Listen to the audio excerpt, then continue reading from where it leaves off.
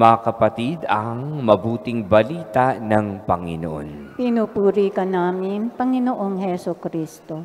Magsiupo po tayong lahat.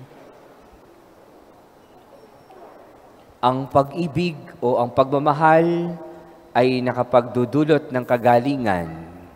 Ang pag-ibig at pagmamahal ay nakapagbibigay ng lakas at ng katatagan at ng buhay. Noong mga nakaraang buwan, isang buwan na na-confine ang nanay ko sa ospital at siya ay nagkaroon ng sakit at karamdaman. At nang siya ay lumabas ng ospital, siya ay bumagsak ang kanyang katawan at siya ay naging mahinang-mahina sa kanyang sakit at karamdaman. At naisipan ng aking mga kapatid na umuwi ng Pilipinas at siya ay bantayan at alagaan.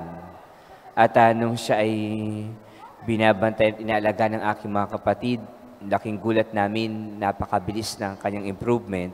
Siya ay gumaling, siya ay lumakas, at siya ay nabuhay. At dahil yun sa pagmamahal, dahil yun sa pag-ibig na pinakita ng pamilya, pinakita ng mga mahal sa buhay. Kaya para sa akin, ang pag-ibig, ang pagmamahal ay nakapagpapagaling at nakapagbibigay ng buhay.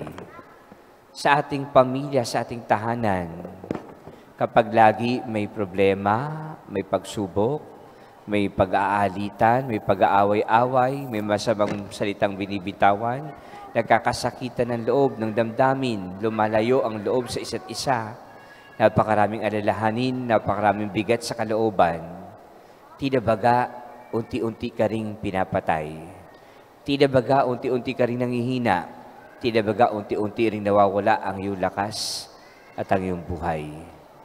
Kaya sikapin natin na sa pamilya, sa tahanan, makita lagi ang pagmamahalan at magandang pagsasamahan.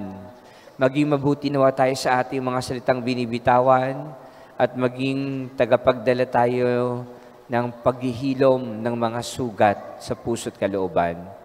Tagadala ng kapayapaan, ng kaliwanagan at kagalakan. Tagadala ng pagpapatawad sa mga naging kasalanan upang maramdaman at tumimo sa puso ang pagmamahal. Pamilya ay hindi iba sa atin. Ito ay lagi nating tutulungan, pakikinggan, pagmamalasakitan at ipapadamang pagmamahal. Kaya kapag tayo napapalibutan ng mga taong nagmamahal sa atin, napapalibutan ng mga taong nagbibigay ng inspirasyon sa atin, napapalibutan ng mga taong patuloy na nagdudulot sa atin ng kagalakan, mawawala anumang sakit at hirap at pagod, mapapalitan ng papuri at pagpapasalamat sa Panginoon sa kanyang kadakilaan. Puno ng kapayapaan, puno ng pag-asa, puno ng pagmamahal. Kaya lagi nating ipanalangin ang pamilya, ang tahanan, at ang mga taong mahalaga sa ating buhay. Hindi tayo itutulak ng Diyos para maging masama. Hindi tayo itutulak ng Diyos para makasakit sa ating kapwa. Hindi tayo itutulak ng Diyos para magkalayo-layo ng kalooban at magkahiwa-hiwalay at hindi na magkabati kailanman.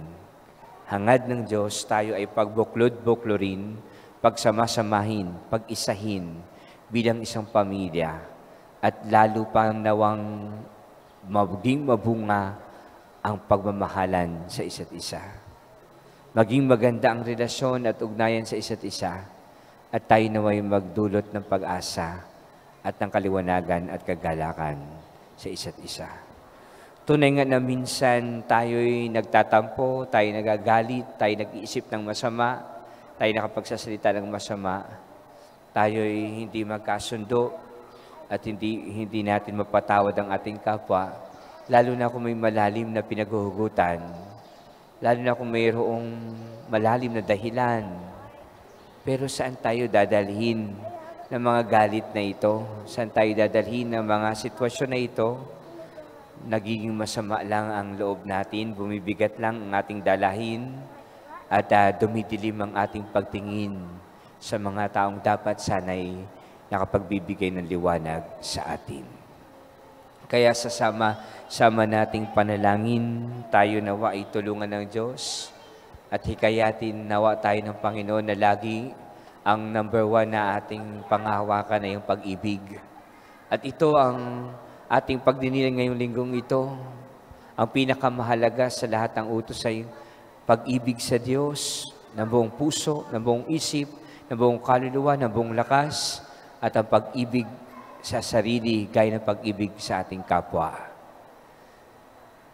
Bigyan nawa tayo ng pagkakataon na mag-alab lagi sa ating pusong pag-ibig, ang pagmamahal, at hindi ito matalokbungan ng kasalanan at kasamaan. Hindi ito madungisan ng pag-iisip ng hindi maganda at pagsasalita ng hindi maganda sa ating kapwa. Nawa sa ating panalangin at pagninilay sa paglapit natin sa Diyos, tulungan niya tayo na maging malinis muli, maging tapat muli, maging mapagmahal muli, at maging mapag-alay muli ng ating sarili sa Kanya na ating pinagtitiwalaan na walang hanggan ang Kanyang pag-ibig para sa atin, sapagkat ang hanggan niya sa atin ay kaligtasan at buhay na walang hanggan. Amen.